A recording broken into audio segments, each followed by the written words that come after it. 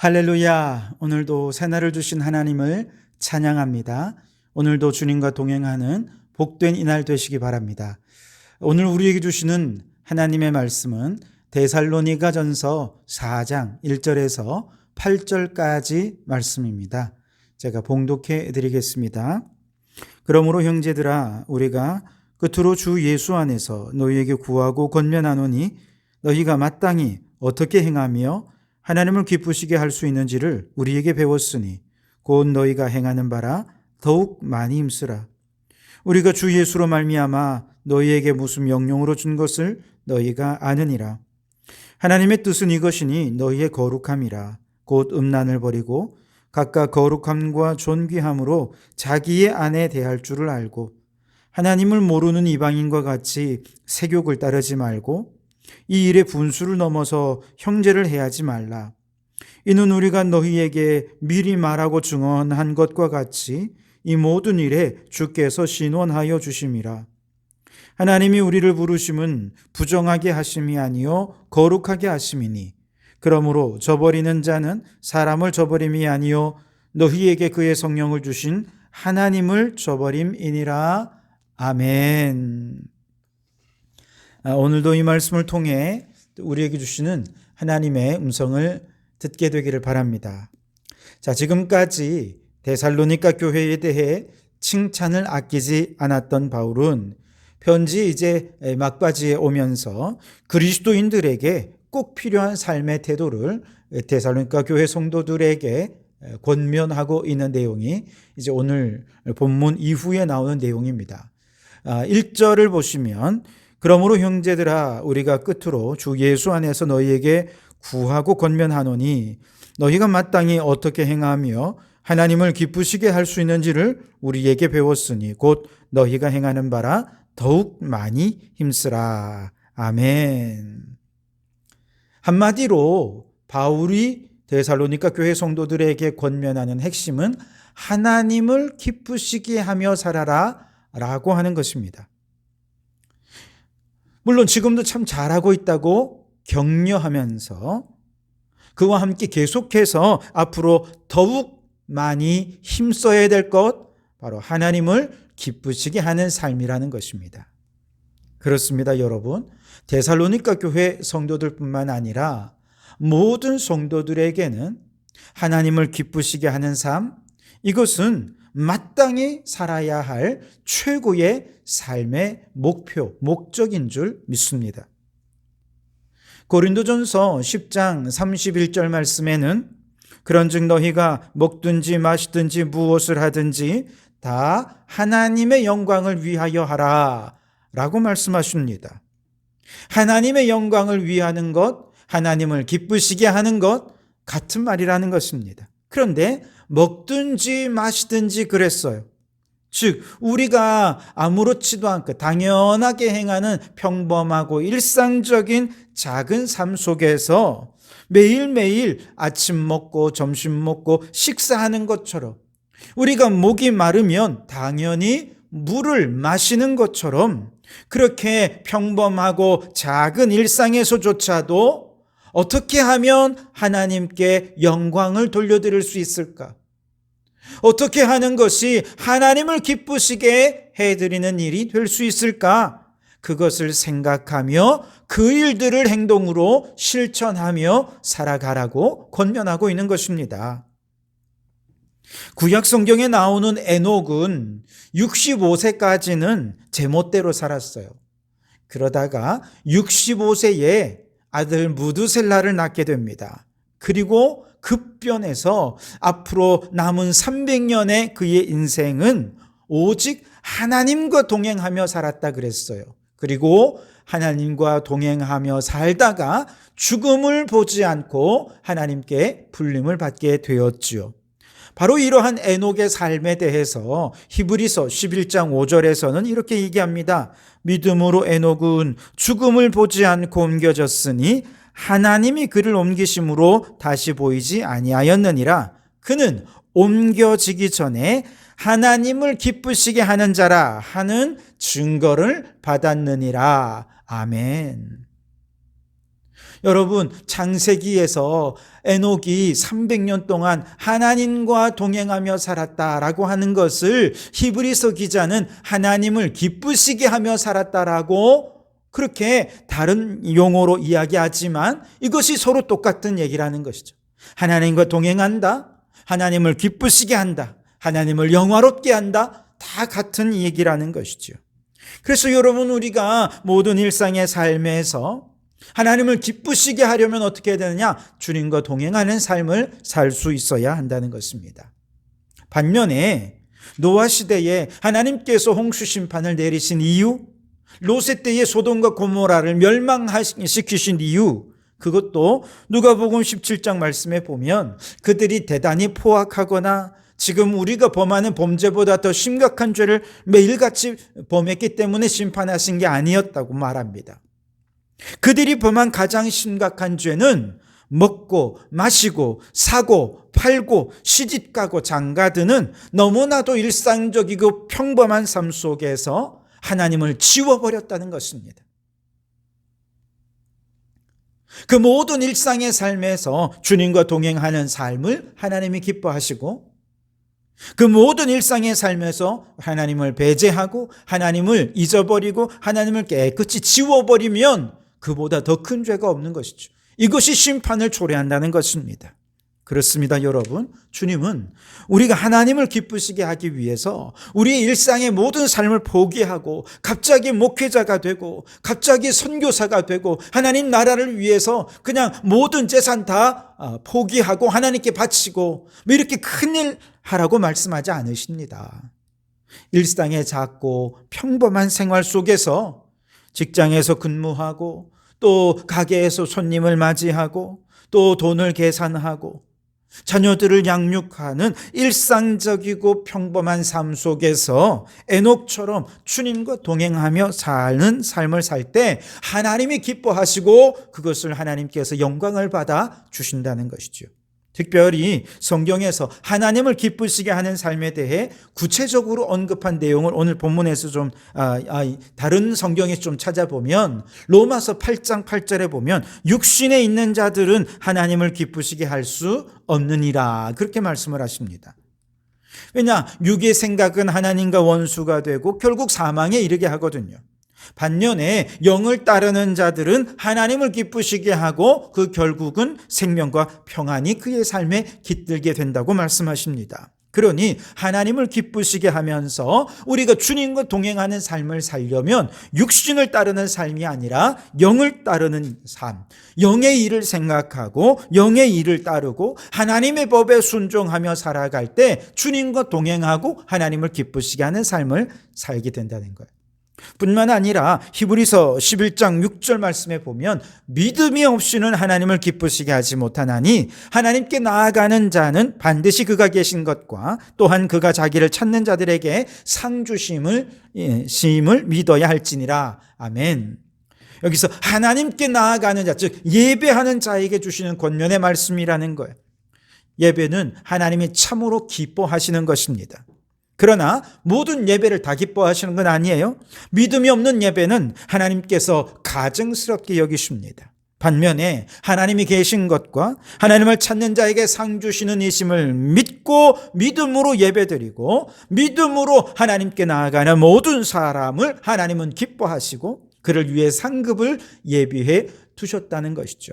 그러니 여러분, 하나님을 기쁘시게 하고 주님과 동행하기 위해 우리는 가장 먼저 해야 될 일, 믿음으로 하나님께 예배하는 것이라는 겁니다. 자, 그리고 이렇게 믿음으로 예배하면서 일상의 모든 삶 속에서 하나님의 일을 생각하고 영의 일을 생각하며 주님과 동행하는 성도들의 삶을 어떻게 표현하느냐? 오늘 본문에서는 이렇게 얘기합니다. 3절 말씀에 하나님의 뜻은 이것이니 너희의 거룩함이니라. 아멘. 여러분, 거룩하다는 것은 구별되었다라는 뜻이지요. 즉 일상의 삶을 다른 사람들과 똑같이 살아가지만 그러나 모든 순간 하나님을 기쁘시게 할 것을 생각하고 하나님의 영광을 위해 살아가는 성도들의 삶은 세상과 구별된다는 거예요. 삶의 방식과 삶의 선택이 똑같은 자리에서 선택이 달라집니다. 어떻게 달라지느냐? 거룩한 삶의 행동과 선택은 어떻게 나타나느냐? 오늘 이제 이후에 여러 가지를 살피겠습니다만 오늘 본문 말씀에서는 한 가지에 집중하고 있어요. 바로 음란을 버리라는 거예요. 3절에 보면 곧 음란을 버리고 그렇게 말씀하시지요. 5절에도 하나님을 모르는 이방인과 같이 세욕을 따르지 말아라 말씀하십니다.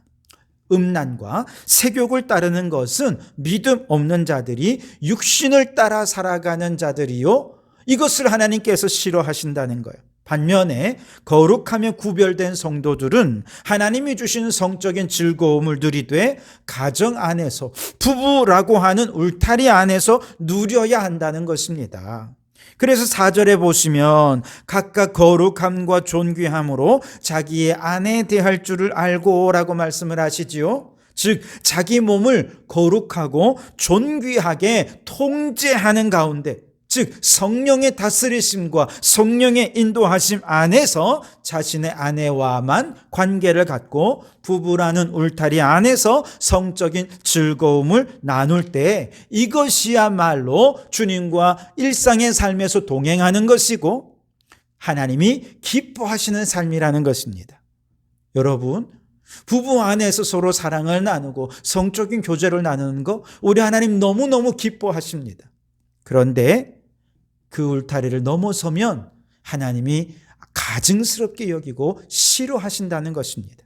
심판의 이유가 된다는 것입니다.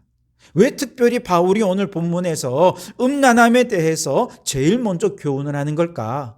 아마도 데살로니가라고 하는 도시가 그만큼 음란하고 타락하고 세속적인 문화가 판을 치고 있었기 때문이 아니었을까 생각해 봅니다. 게다가 지금 바울이 이 편지를 쓰고 있는 도시가 고린도라고 하는 도시가 아니겠습니까? 고린도는 아주 음란한 도시로 유명한 도시였습니다. 고린도인들처럼 하자 그러면 그냥 음란한 행위를 하자는 말과 같은 의미일 정도로 고린도라고 하는 지역이 너무 음란하거든요. 바울이 그런 것들을 바라보고 있으니까 아마 데살로니가 교회 성도들에게 이 부분이 굉장히 중요하다고 생각했던 모양입니다. 그래서 이러한 세속적인 문화에 물들지 말고 이런 세속적인 문화가 교회 안에 들어오지 못하도록 철저히 경계하면서 권면하고 있는 것이지요. 그래서 오늘 6절에 보면 이 일의 분수를 넘어서 형제를 해하지 말라. 이는 우리가 너희에게 미리 말하고 증언한 것과 같이 이 모든 일에 주께서 신원하여 주심이라. 아멘.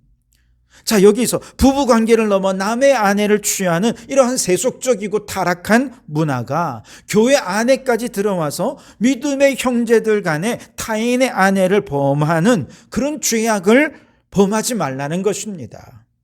만일 이처럼 음란과 세욕의 문화가 교회 안에까지 들어와서 교회 안에서 불륜이 벌어지고 교회가 타락하게 되고 음란하게 된다면 하나님께서 반드시 그 죄에 대하여 신원하실 것이다. 보복하실 것이라는 겁니다.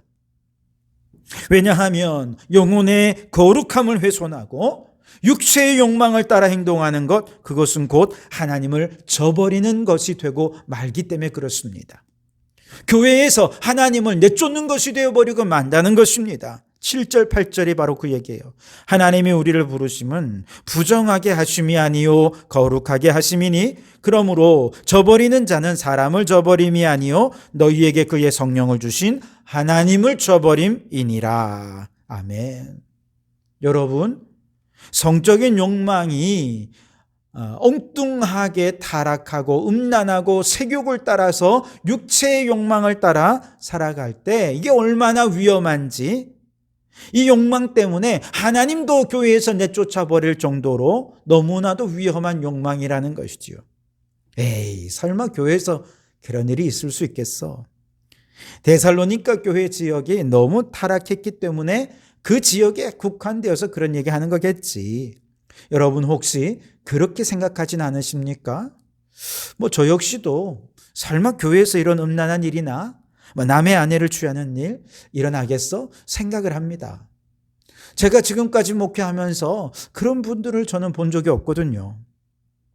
그런데 안타깝게도 심심치 않게 이런 일들이 뉴스를 통해서나 아니면 건네건네 가까이에 있는 이 동네에 있는 여러 교회들에서 이런 일들이 일어났다는 소문을 듣곤 합니다.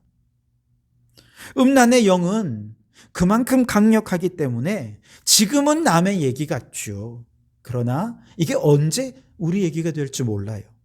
그렇기 때문에 아직은 이런 일이 일어나지 않은 것에 대해 먼저 감사하시고, 다른 한편으로는 이런 일이 우리 교회 안에 일어나지 않도록, 이런 일이 내게 일어나지 않도록 우리는 거룩함에 깨어있는 신앙이 되어야 할 줄 믿습니다. 그러므로 하나님의 뜻은 거룩함에 있습니다.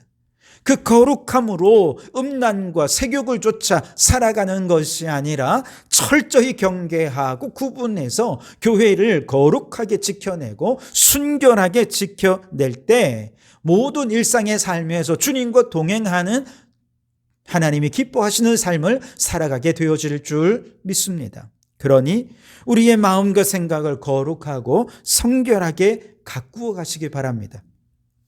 먹고 마시고 사고 팔고 시집가고 장가가는 일상의 모든 삶 속에서 에녹처럼 하나님과 동행하면서 거룩하고 성결한 삶으로 하나님을 기쁘시게 하고 하나님을 영화롭게 하는 오늘 이 시대에 하나님께서 축복해 주시는 그리스도인 될 수 있게 되기를 주님의 이름으로 축원합니다.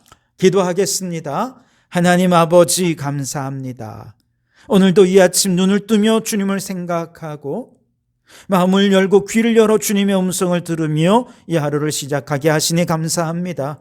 오늘 주신 이 말씀이 마음판에 새겨져서 이 말씀이 우리의 삶의 원리가 되고 원칙이 되고 기쁨이 되어 말씀대로 순종하며 살게 해 주시옵소서. 오 하나님이 타락한 시대 가운데서 우리 그리스도인들은 하나님을 기쁘시게 하는 삶을 살아야 하겠습니다. 날마다 에녹처럼 주님과 동행하는 삶을 모든 일상의 삶에서 살아가기 원합니다. 오 주여, 이를 위해 우리가 거룩함이 하나님의 뜻임을 알았으니 이제 세상과 구별된 거룩하고 성결한 삶을 살아가는 저희들이 되게 해 주시옵소서. 하나님이 없는 사람들은 세욕을 따라 음란을 따라 육체의 욕망을 따라 살아가지만 우리 믿음의 사람들은 거룩하고 성결함으로 말씀의 원칙과 기준을 따라 믿음으로 살아가는 저희들 되게 해 주옵소서. 하나님, 우리 성도교회가 그렇게 거룩한 일에 하나님께 쓰임받는 교회가 되게 해주시고 세상 속에 이 거룩함으로 선한 영향력을 끼치는 거룩한 교회가 될 수 있도록 인도하여 주옵소서. 그리하여 하나님의 기쁨으로 살아가는 우리 성도교회 모든 성도들이 되게 해 주시옵소서. 예수님 이름으로 기도하옵나이다. 아멘.